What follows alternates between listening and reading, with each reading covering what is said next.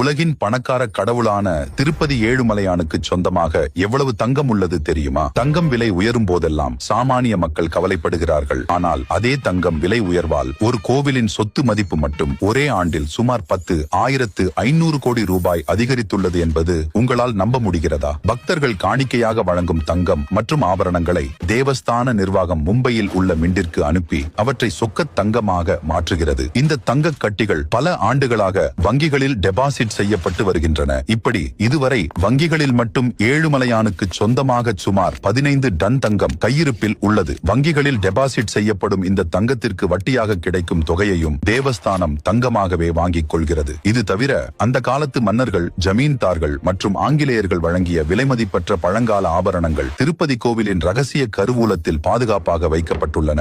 இதில் பத்மாவதி தாயார் திருமணத்தின் போது ஆகாசராஜன் வழங்கிய பழமையான தங்க கிரீடமும் அடங்கும். இவ்வளவு தங்கம் இருந்தும் பெருமாள் இன்றும் குபேரனிடம் வாங்கிய 1,11.4 மில்லியன் தங்க காசுகளுக்காக வட்டி கட்டி கொண்டிருக்கிறார் என்பது ஒரு ஆன்மீக ரகசியமாகும். பாதுகாப்பு காரணங்களுக்காக இந்த தங்க ஆபரணங்களின் முழு விவரத்தை தேவஸ்தானம் மிகவும் ரகசியமாக வைத்துள்ளது. உங்களுக்கு ஏழுமலையான்